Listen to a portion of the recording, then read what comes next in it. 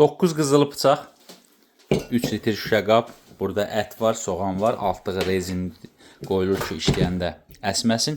1000 watt orijinal güc və kitabında da qeyd olunub. Ət nə formada çəkilir, tərəvəz necə doğrayır. Biz test prosesinə başladıq. Soğanlar tökülür.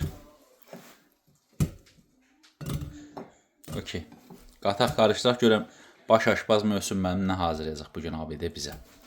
Bəli, ətlər doğranılmış, ətlər tökülür. Hər evə lazım olur, tez bazar.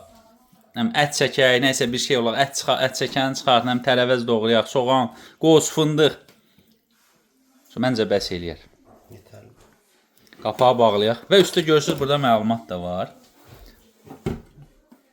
Motoru ağırdır. Demək, burada hız göstərir, hansıza qoymaq lazım.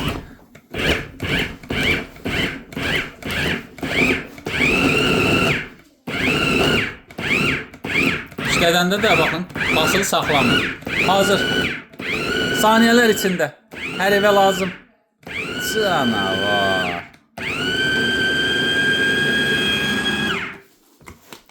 Keçən isə dəmir. Nəticə ideal. Soğanla əti qarışdırdıq. 9 bıçaq.